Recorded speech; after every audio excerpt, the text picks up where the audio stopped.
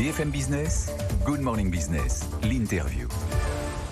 Le PDG de Total Energy qui est donc Station F ce matin pour continuer et accélérer la transition énergétique avec donc cet incubateur, cet accélérateur de start-up, de French Tech dans le domaine donc de l'électricité, de la gestion des réseaux électriques, de la transition et des talents aussi. Vous allez sans doute séduire de nouveaux talents. Je l'espère. En tout cas, ça fait partie de la Total Energy se transforme. Total est devenu Total Energy et ce qui est nouveau, c'est qu'à part côté du pétrole et du gaz, on a ajouté l'électricité renouvelable, mais ce qu'on veut, c'est se développer dans toute la chaîne d'électricité. Et une des façons de se développer, c'est bien sûr par nos propres moyens, par des acquisitions, mais aussi en innovant. Et donc, on a décidé qu'on allait s'implanter ici, Station F, qui est un symbole, je dirais, des startups françaises, avec des équipes, et on accueille première promotion à l'occasion de cette inauguration avec Xavier Niel, une dizaine de start-up dans ces domaines-là. Ça va de optimiser la production d'éoliennes jusqu'à développer des solutions faciles pour les clients de bornes de recharge électrique, en passant par d'autres solutions de trading d'électricité. Donc toute la chaîne. Et pour moi, c'est un symbole, un beau symbole qui démontre la volonté d'accélérer la transformation de Total Energy. Alors vous parlez d'accélération, de la transition, vous avez la pression pour le faire. La semaine dernière, vous avez fait un bel investissement aux États-Unis, Clearway, dans le domaine des énergies renouvelables aux États-Unis, 1,6 milliard en tout cas en cash. Est-ce que ça suffit? Est-ce que c'est pas plutôt des acquisitions à 2 chiffres qu'il faudrait faire?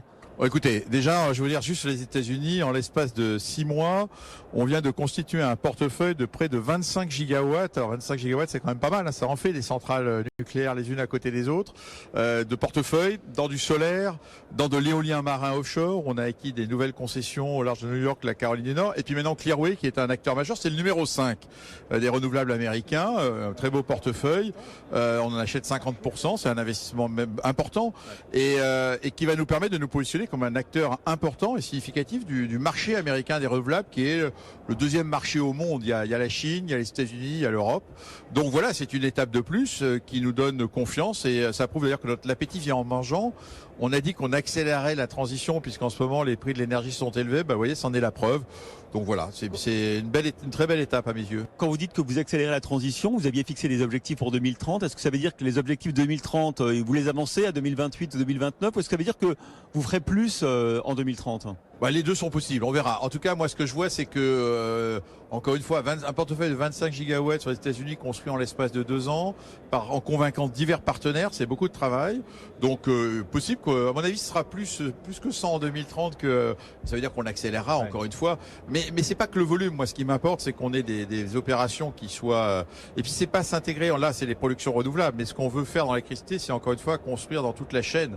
Donc, en même temps, aux États-Unis, ça nous donne une formidable opportunité, Clearway, d'accélérer également dans le stockage d'électricité, parce qu'on a un portefeuille de stockage important, et puis dans le trading. Donc un des atouts ce qu'apporte Total Energy à Clearway, d'ailleurs, ça va être notre capacité à concevoir un système de négoce de l'électricité, qui est une énergie très volatile. Ouais. Donc on va apporter ça, et on va le faire à l'échelle des États-Unis. En fait, avec Clearway, on va couvrir près de 35 États. C'est-à-dire qu'on aura des solutions, et puis qu'on va, par exemple, il y a beaucoup de grandes compagnies avec lesquelles on travaille, comme Amazon, Microsoft, qui veulent ce qu'on appelle verdir leur électricité, des corporate, contrats corporate. Et maintenant, on va avoir des solutions, et vis-à-vis de ces grandes entreprises, y compris européennes, qui ont des opérations aux États-Unis, pour leur dire, on est capable de vous fournir de l'électricité verte dans près de 35 États. Donc on devient un acteur majeur. J'ai plein de questions. L'hydrogène, vous n'y croyez toujours pas? Moins que... nous croyons à l'hydrogène, bien évidemment. Le marché est moins mature, on a la demande. Mais soyez patients, vous allez bientôt avoir une belle annonce de Total Energy dans l'hydrogène qui surprendra pour d'autres. Je peux pas l'annoncer parce qu'il y a encore le secret des affaires, mais ça va venir dans les prochaines semaines. Et vous verrez que quand Total Energy fait quelque chose, c'est pas en petit. Bon, justement, vous savez qu'il y a certaines personnes, certaines institutions financières qui trouvent que vous n'allez pas assez vite, même si vous avez obtenu 89% d'approbation pour votre résolution climat à l'Assemblée générale. Crédit Mutuel, Crédit Agricole, qui vous dit, Monsieur Total, peut-être qu'il faudrait aller un petit peu plus vite. Oui, d'accord, mais écoutez, je vais en passer un message. Les mêmes institutions, est-ce qu'elles vendent leurs actions de Total Energy? Non. Elles les ont même augmentées l'an dernier. Donc moi, je veux bien recevoir des leçons à condition que tout le monde soit cohérent. Au passage, dans cette affaire, on a fait beaucoup de bruit autour de cette Assemblée générale. Et je regrette que les actionnaires n'aient pas pu y participer, comme je regrette qu'il y ait eu devant la salle de la salle Playel des échauffourées entre actionnaires et ONG. On a fait beaucoup de bruit dans les réseaux sociaux sur le fait que les actionnaires soient énervés. Mais quand vous êtes actionnaire individuel, que vous vous levez tôt pour aller à l'Assemblée générale, vous pouvez pas rentrer, il faut les comprendre. Mais je condamne l'ensemble des violences qui ont eu lieu dans les deux sens. Mais ce que je veux dire, c'est qu'il faudrait quand même un peu raison garder. Moi, je veux bien qu'on donne beaucoup de bruit à quelques institutionnels français qui sont pas contents, mais qui gardent leurs actions, voire qui les augmentent. Il y a un côté Tartuffe dans cette affaire, si je puis me permettre de le dire, et qui font un peu de marketing sur notre dos de Total Energy, ce qui me rend un peu en colère, je le dis. On leur donne beaucoup de poids, mais à la fin, ce que j'observe, c'est que 89% des actionnaires ont soutenu notre plan. Donc on peut donner, comme toujours, et c'est à la mode en ce moment, beaucoup de poids à ceux qui sont contre, comme s'ils étaient la majorité, mais dans une démocratie, 89%, ça fait beaucoup. Donc ça me soutient. En même temps, on écoute, j'écoute, et j'écoute toutes les critiques. D'ailleurs, si vous avez bien noté la préparation de l'Assemblée générale, on était rentré en dialogue avec certains d'entre eux, et on avait accepté, j'ai pris des nouveaux engagements sur le fait que l'an prochain, on leur donnera plus de données. Je regrette que simplement que parmi ceux avec qui on s'était mis d'accord, certains aient jugé bon d'aller voter contre, ce qui prouve que quelque part, encore une fois, ils sont sans doute plus pilotés par le marketing de leurs actions que par la transition l'urgence climatique. Voilà qui est dit. Ceci dit, vous savez aussi qu'il y a beaucoup d'injonctions contradictoires qui pèsent sur vous, sur nous. Nous, consommateurs européens, on a peur de manquer de gaz et de pétrole. On vous demande d'aller chercher du GNL aux États-Unis.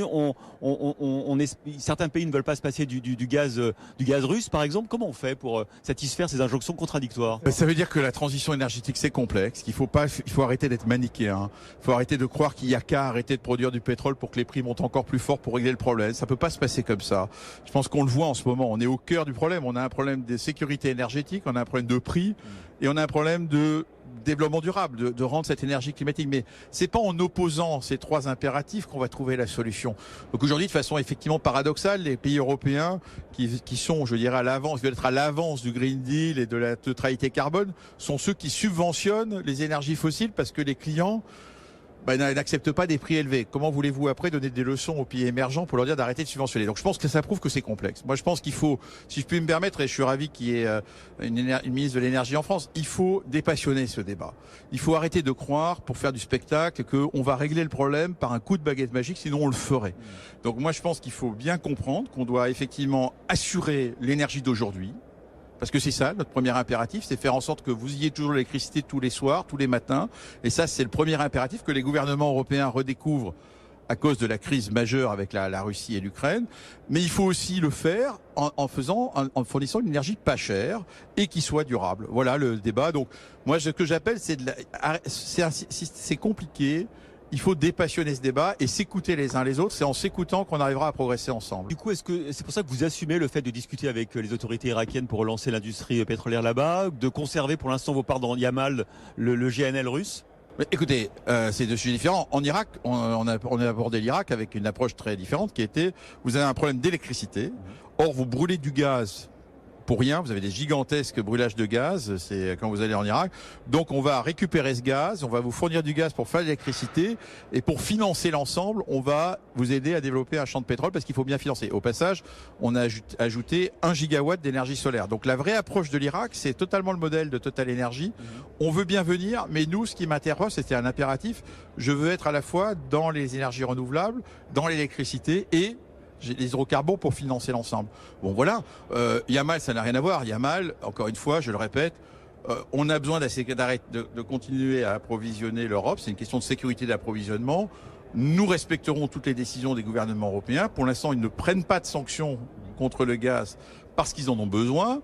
Si c'est moi, boîte privée, qui me substitue aux États pour décider que je ne fournirai plus le gaz dont l'Europe dit avoir besoin, c'est quand même pas mon rôle. Il faut pas me demander. Maintenant, je le répète, je l'ai redit à l'Assemblée générale, si les sanctions sont prises, bien évidemment, nous pourrons suspendre ce contrat et nous suspendrons le contrat. Dans la guerre des talents, on est ici à Station F, vous avez financé, vous allez aider de jeunes entrepreneurs, des startups des énergies renouvelables. Est-ce que c'est dur aujourd'hui quand on est un groupe d'énergie, comme Total Énergie, de recruter les talents? Est-ce qu'il y a une défiance ou pas? Non, c'est pas dur, je veux vous dire. J'ai bien vu le classement qui est sorti récemment, on a progressé. Je pense que quand on a des vrais projets, des vrais projets.